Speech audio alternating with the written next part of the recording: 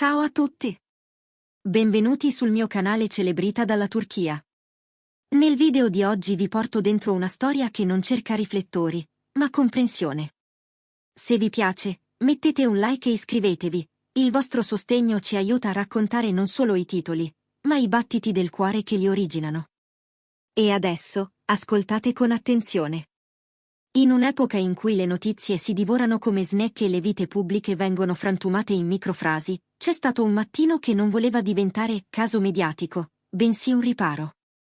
Secondo fonti vicine e testimoni che chiedono discrezione, quando Gökberk Demirci ha affrontato una delle giornate più dure della sua vita, la sua ancora non sono stati i comunicati né i telefoni sempre accesi, ma la presenza imprevista, concreta, silenziosa di Özge Yaz. Qualcuno l'ha letta come scena da melodramma, altri come un gesto di rara lealtà. In sostanza, è lo specchio di un legame che sfugge alla coreografia dei palchi e non ha bisogno di didascalie. Chi frequenta Gökberk lo descrive come un uomo allenato a tenere in ordine il proprio volto anche sotto i flash, uno che pesa ogni parola, che evita le pose vittimistiche, che conosce il mestiere di trasformare la ferita in disciplina. Ma la notizia che ha squarciato il suo ritmo non si poteva domare con la tecnica. Una crisi familiare profonda, sbilenca, capace di farlo vacillare persino nel passo, togliendogli quella compostezza che tutti gli attribuiscono. Quando Özge ha saputo, tramite contatti stretti, non ha fatto calcoli. Ha disdetto impegni, spento il telefono, rinunciato alla comfort zone del programma previsto e si è messa in viaggio senza preavviso. Non un'entrata in scena, non una trovata per farsi vedere. È stata un arrivare e basta, tra urgenza e compassione. Chi l'ha incrociata parla di una figura quasi invisibile, niente trucco da set, niente tappeti rossi, solo abiti comodi e un'espressione tesa, concentrata. È approdata in un luogo dove l'unico confine ancora possibile contro la curiosità pubblica si chiamava privacy. Sulla soglia, l'incontro è stato elementare. Nessuna spiegazione in anticipo, nessun copione. Un abbraccio lungo, senza parole, che ha sbloccato difese che entrambi avevano costruito per proteggersi da anni.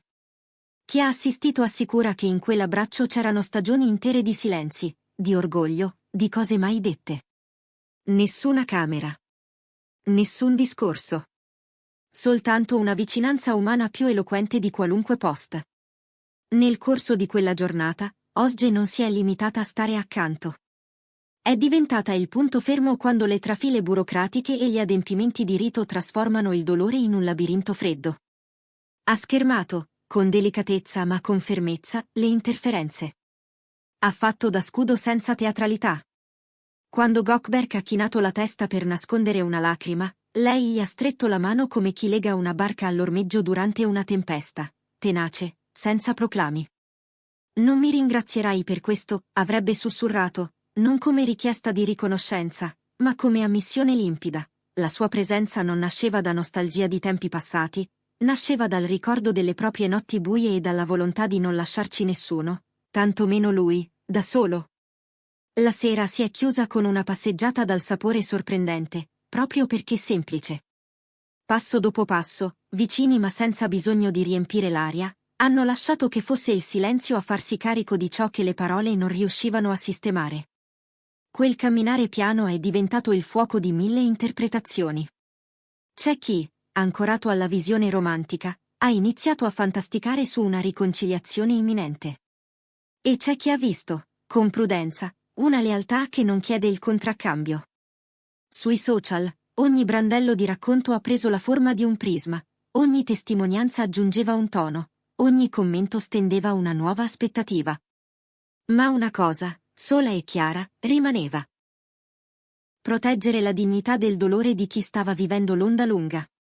Tra colleghi e amici, le reazioni non hanno tardato. Un'attrice amica ha lasciato parole indirette nelle storie, un coprotagonista ha pubblicato scatti in bianco e nero, qualcuno più vicino ha difeso la loro privacy con un post asciutto ma netto. Ne è nata una narrazione parallela, fatta di piccoli segnali, che sottolineava come al centro non ci fossero i riflettori, ma la fragilità di due persone reali. C'è chi arriva nelle feste e chi rimane quando tutto crolla, ha scritto una figura molto seguita. E il pubblico ha colto, con devozione, il senso implicito di quella frase. Vale la pena sottolinearlo, né Ozgen né Gökberk hanno rilasciato comunicati ufficiali. Hanno scelto il silenzio responsabile, sottraendosi alla tentazione di correre ai microfoni.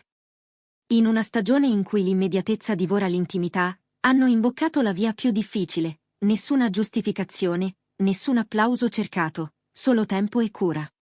Persino un fotografo che ha provato a scattare immagini, raccontano, è stato bloccato con decisione da un parente. Un po' di compassione, vi prego. La rinuncia a divulgare materiale è stata applaudita da molti, anche se altri, assetati di dettagli, sono rimasti con la curiosità sospesa. I pochi frammenti filtrati sono bastati a commuovere. Chi ha lavorato con loro ha ricordato interviste di anni fa che, lette oggi, assumono un'altra gravità. Ci sono legami che l'orgoglio non spezza, alcune persone occupano un posto che non cambia, frasi ripescate e rilette come promesse tacite. Impegni non dichiarati che la vita, quel giorno, ha rimesso in circolo. È curioso come tutto, all'improvviso, sembri tornare a incastrarsi, gli aneddoti della sala trucco, le piccole abitudini sul set, i sorrisi trattenuti dietro le quinte. I fan, con pazienza da cronisti amatoriali, hanno rimesso insieme una linea del tempo che oggi mostra una continuità insospettata, come se certi fili si fossero allentati ma mai strappati davvero. Resta la domanda che brucia: questo è il segno di un ritorno definitivo? Oppure il gesto puro di due persone che condividono una storia e sanno leggere l'altrui dolore senza confonderlo con i propri desideri? La risposta non è netta, e forse non deve esserlo. Quello che emerge, però, è una verità semplice: esiste una forma di cura che non negozia platee né strategie, una presenza capace di durare quanto basta, anche senza testimoni. In questo non c'è alcuna garanzia sul futuro, c'è soltanto umanità. Alla nostra comunità che segue ogni loro movimento, chiediamo: come leggete questo gesto? Vi sembra l'inizio di una nuova stagione, o la prova che la solidarietà, da sola, basta? Scriveteci il vostro pensiero, quello sincero.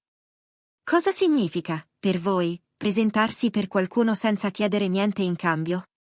Qui su Celebrita dalla Turchia non rincorriamo solo la prima notizia, proviamo a restituire la sua vibrazione nascosta, a proteggere lo spazio dove i sentimenti respirano senza dover esplodere. Se questa storia vi ha toccato, sosteneteci con l'iscrizione, un like e la campanella attiva. Se volete fare un passo in più, potete cliccare su Unisciti. Il vostro supporto ci permette di mantenere dettagli e profondità senza piegarci al rumore. Vorreste che scavassimo ancora, magari ascoltando il racconto di chi quel giorno ha lavorato nell'ombra, tra produzione e familiari? Ditecelo nei commenti, e proveremo a portarvi dietro quei corridoi, con rispetto e misura.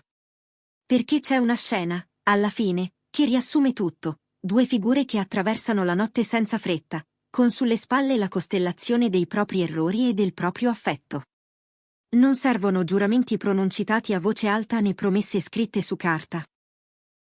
C'è soltanto la certezza che qualcuno ha scelto di restare proprio quando il resto cedeva, e in un tempo fatto di titoli lampo questa forma di fedeltà è, paradossalmente, la notizia più resistente. E ancora, immaginate il dettaglio di un gesto che passa inosservato ai più, ma che per chi lo riceve pesa come un mondo. Un bicchiere d'acqua posato accanto a un documento da firmare, un cappotto appoggiato sulle spalle senza parole, lo sguardo di chi non chiede spiegazioni e non impone conclusioni. Sono i piccoli atti a costruire una diga contro l'impeto del giudizio, e quel giorno Ozge ha fatto proprio questo: ha reso la difficoltà praticabile, ha reso il silenzio abitabile. In cambio non ha chiesto narrazioni su misura. Ha chiesto, semmai, solo che quel momento fosse trattato con cura. C'è chi ha voluto leggere tutto questo come un copione. Ma i copioni si provano, si correggono, si riscrivono scena per scena. Qui, invece, c'era la vita. Con i suoi tempi irregolari, con la sua capacità di scombinare gli orari, con la sua crudezza e la sua gentilezza improvvisa. Non c'erano parole perfette, c'era l'imbarazzo di non sapere cosa dire e la saggezza di capire che, a volte, non serve. E se proprio dobbiamo cercare una morale, che sia questa: la relazione più matura non è quella che mette i sentimenti in vetrina, ma quella che sa proteggere il lato nudo delle cose. Forse tutto si riduce a un'immagine, le mani che si cercano senza far rumore, il passo che rallenta per aspettare l'altro, il respiro che si mette in ascolto. Nessuna colonna sonora, nessuna scena madre. Solo la discrezione, che è coraggio allo stato puro. E poi il ritorno a casa, le luci che si abbassano, i telefoni che restano spenti, una notte finalmente più lunga dei commenti. Se vi siete riconosciuti in questa delicatezza, raccontateci come vi siete abituati, nella vostra vita, a rimanere quando sarebbe più facile andare. Grazie per aver seguito questo racconto fino in fondo. Noi di Celebrita dalla Turchia continueremo a cercare il non detto tra le pieghe delle storie, a inseguire il senso più che la velocità. Iscrivetevi, lasciate un like, attivate la campanella e, se vi va, sosteneteci con Unisciti. Alla prossima, con la stessa promessa, niente clamore inutile, solo ciò che resta quando l'eco finisce. Prendetevi cura di voi, e a presto!